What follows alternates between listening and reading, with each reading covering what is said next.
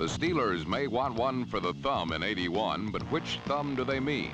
Against the Bengals last week, they were all thumbs.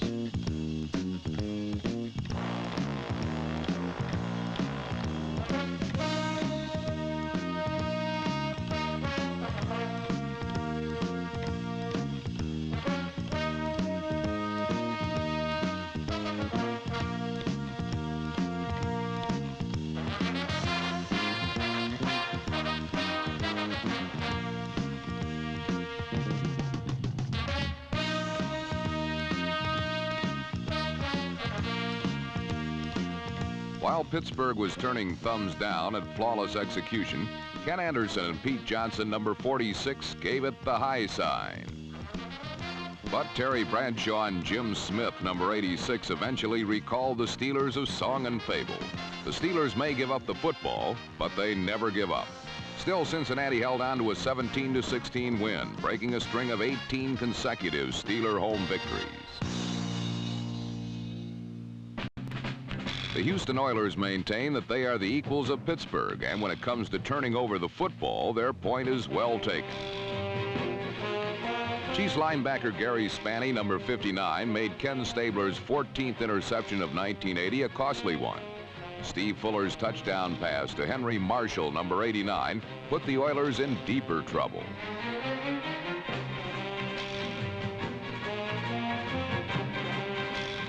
But Stabler prevented his team from sliding into the abyss when he and number 86 Mike Barber combined for a score that regained the lead for Houston. It appeared that the Oilers would hold that lead since their defense, led by Robert Brazile, number 52, continually pressured Fuller into vacating the pocket during the second half. The Oilers hoped that chasing Fuller from the pocket would help them chase the Steelers, but they eventually found themselves chasing rainbows with this course of action. A fleeing Fuller ran 38 yards with less than 3 minutes remaining to give the Chiefs a 21-20 win.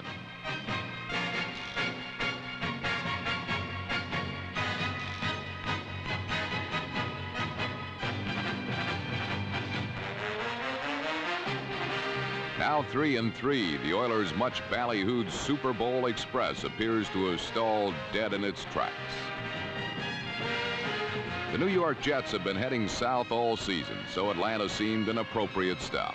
But when the Falcons' special teams got tricky, the winless Jets came up with a surprise of their own, something called defense. The Jets took to this wondrous thing like a caveman to fire. They registered 3 interceptions. Then their ground game registered 2 touchdowns to produce a 14-7 win. For the Bills, the gray skies hovering above Buffalo were a portent of things to come when they confronted the Baltimore Colts.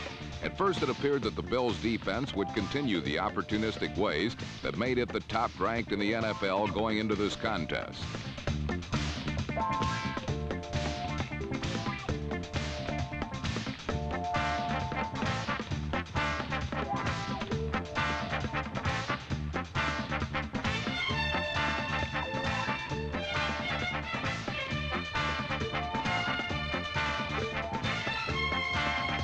When number 20 Joe Cribbs had seemingly scored his weekly touchdown, a 6th consecutive Buffalo win appeared likely.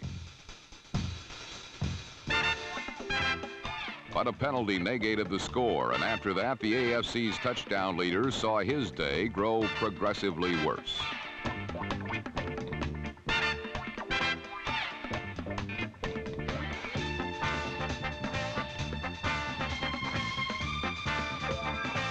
With the Colts defense gaining the upper hand from the Bills, Baltimore scored a major upset with a 17-12 win.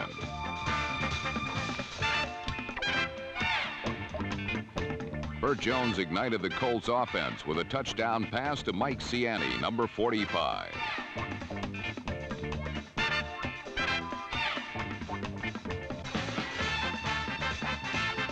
With Jones, the Colts are a hot number, while a cooling trend has begun to settle over Buffalo.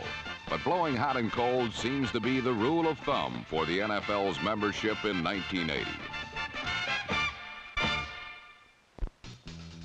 Some felt that the Dallas Cowboys would only be a shadow of their former selves in 1980. But a closer look reveals 5 wins and only 1 loss. And to date, they're looking as good as ever.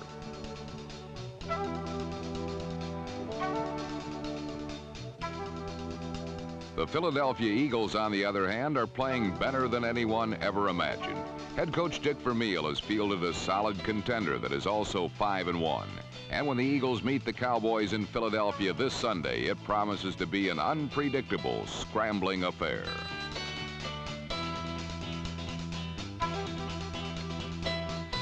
Last week, without star running back Wilbert Montgomery, who was resting a bruised hip, Philadelphia spotted the New York Giants a 13-point halftime lead. But in Dick Vermeil's disciplined team concept, there is no room for panic. And because of this, 4 consecutive second-half touchdowns resulted in an orderly 31-16 win.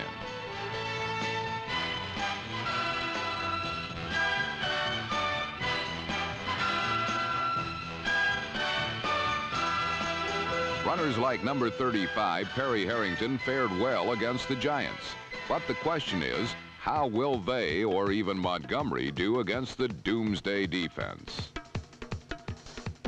Dallas's defensive front could be an important factor in this Sunday's confrontation. If Philadelphia expects to win, they'll have to do something the San Francisco 49ers could not do last Sunday: stop the outside storms of number 79, Harvey Martin.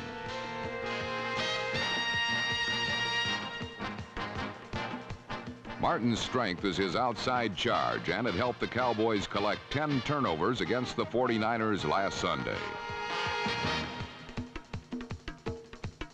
If the Eagles can control Dallas up front, they may be able to exploit the Cowboys' one question mark on defense, a secondary that may be only as good as the pressure of their front 4.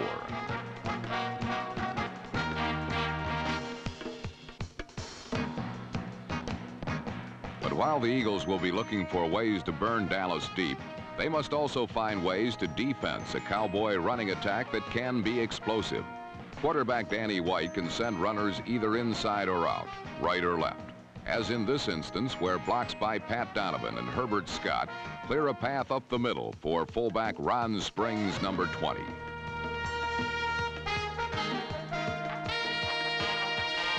The Cowboys have better depth and balance at running back, and at times it seems as though runners like Tony Dorsett, number 33, can fly even when their blocking crashes on the runway.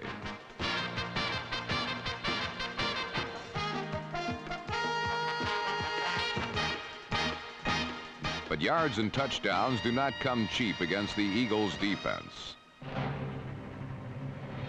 No one in the NFL has allowed fewer yards rushing, and no one in the entire NFL has permitted fewer points.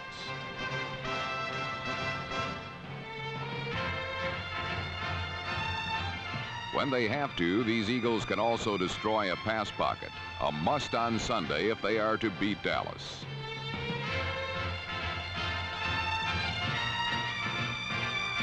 Frustrating a quarterback can be the best solution to any offensive scheme. A Point Eagle defensive coordinator Marion Campbell has always stressed. It could become the key to this game, for it seems that number 11, Danny White, has finally shaken the turmoil of replacing a legend by creating some magic of his own.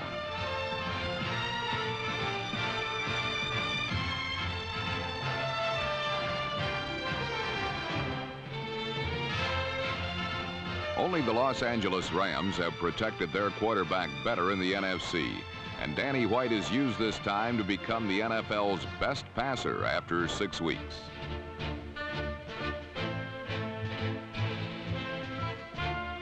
Both the Eagles and Cowboys are coming off lopsided wins. Dallas scored a team record of 59 points against San Francisco as Danny White threw 4 touchdown passes, with 3 going to Drew Pearson, number 88.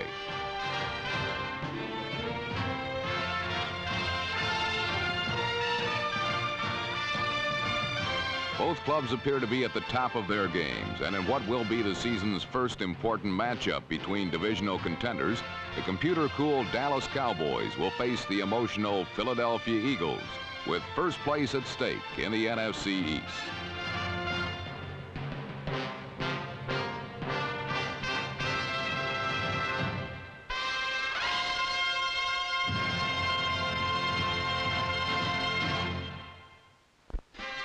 Over the past 20 years, the rivalry between the Raiders and Chargers has more often resembled the Iran-Iraq border war than a football matchup. Last week, Raider quarterback Jim Plunkett renewed the competition when he found old Charger nemesis Cliff Branch, number 21, for an early Oakland score. But the Chargers are rarely outpassed by anyone, win or lose. Quarterback Dan Fouts had another big day with 388 yards in the air, including number 83 John Jefferson's 6th touchdown pass of the campaign. San Diego still hasn't shown much of a running game this year, but the Raiders have. Oakland has a new face in their backfield this season. He's Kenny King, number 33, acquired from the Oilers in the Jack Tatum trade. Against the Chargers, the Bay Area's new kid on the block ran for nearly 140 yards and 2 touchdowns.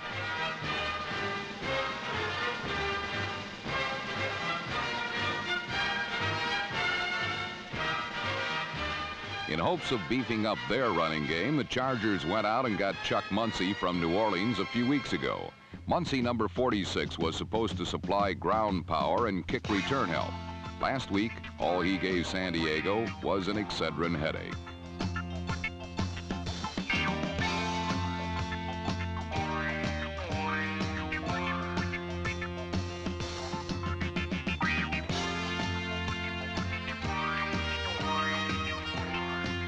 Muncie's miscue was recovered by special teamer Todd Christensen for a Raider touchdown, a glaring mistake that was evident to everyone.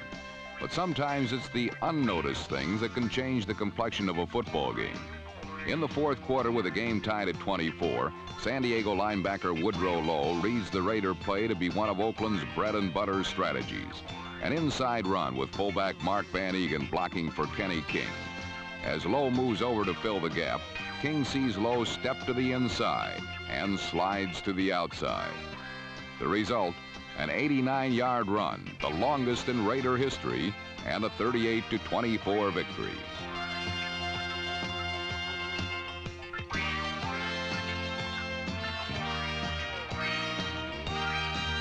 While the Raider-Charger game was a continuation of a bitter rivalry, it was kind of hearts and coronets in St. Louis, where the Rams and Cardinals started off by greeting each other with open arms. But that friendly feeling did not last very long. The Los Angeles defense proved to be a surly bunch indeed as they dropped Cardinal quarterback Jim Hart 5 times.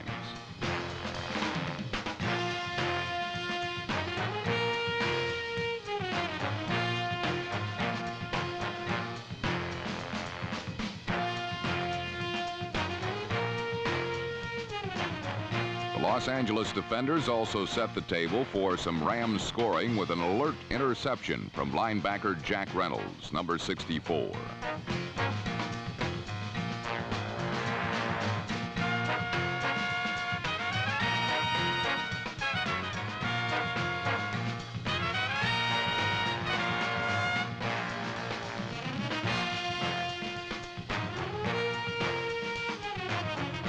After 3 straight wins with offensive explosions, the Rams got win number 4 on the strength of their defense, beating the Cardinals 21-13.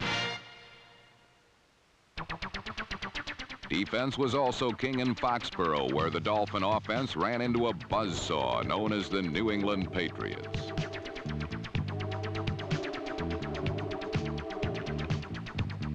With Miami rookie Dave Woodley at quarterback, the Patriots switched from the 30 defense to a 4-man front. The added pressure produced 5 quarterback sacks.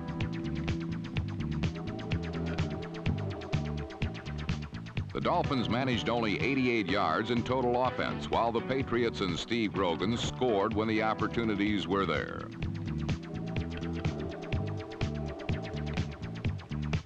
Grogan played as long as his injured knees held up, then yielded the floor to backup Matt Cavanaugh, who threw a scoring strike to number 81, tight end Russ Francis. The Patriots' 34-0 win marked the first time the Dolphins had been shut out in 10 years. Battle-scarred Miami left Foxborough in 4th place, while the Patriots found themselves tied for 1st in the AFC East.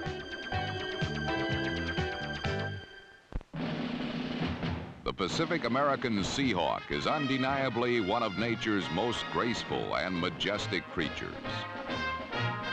In 1980, the Seahawks have flown in perfect formation on the road, winning 3 of 3. But quite strangely, in their natural habitat, the Kingdome, Seattle has fallen flat on its face twice. The visiting Browns easily handed the Hawks their third straight Kingdome catastrophe as quarterback Brian Sipe, usually a cool pocket passer, performed his Fran Tarkenton imitation for a Cleveland score.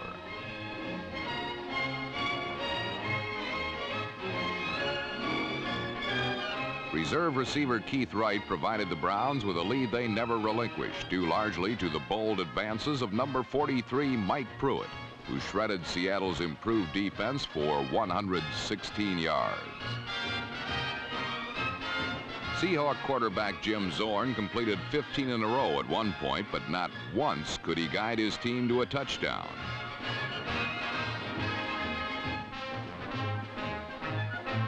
After the contest, Brian Sipe and tight end Ozzie Newsome auditioned for the movie version of Bury My Heart at Wounded Knee. A 27-3 Cleveland victory came at a stiff price. In Detroit, if it weren't for the price of gas, you'd swear it was 1956. The Lions are off to their best start in 24 years. Against New Orleans, they cruised to their 5th win in 6 games.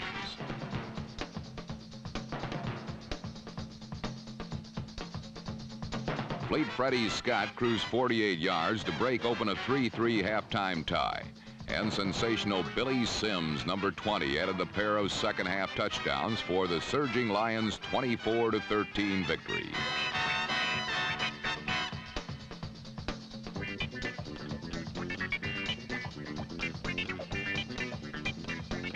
Dick Nolan's Saints are the only team in football history to have never had a winning season. What is the missing ingredient, he wondered.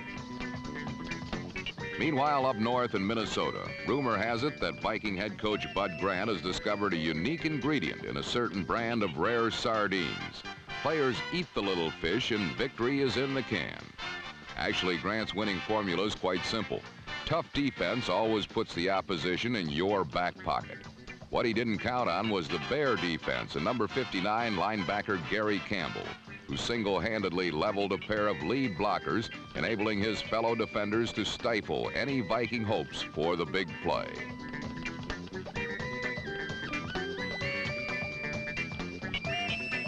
The big plays, however, were turned in by the Vikings. The Bears turned the ball over 6 times in a tight 13-7 Minnesota win.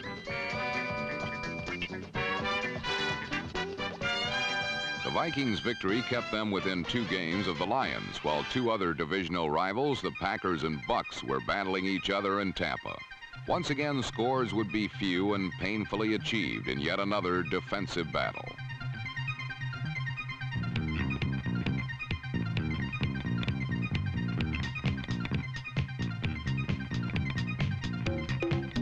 Terdell Middleton's touchdown was one of only 2 surrendered by the Bucks, despite an incredible 418-yard passing day by Packer quarterback Lynn Dickey.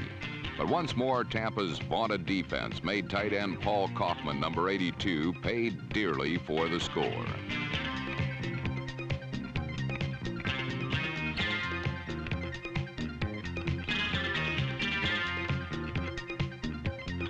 Dickey completed 35 on the day, while Buccaneer Doug Williams only completed 6. But like so many times before, it was the Buck defense that kept them in the game.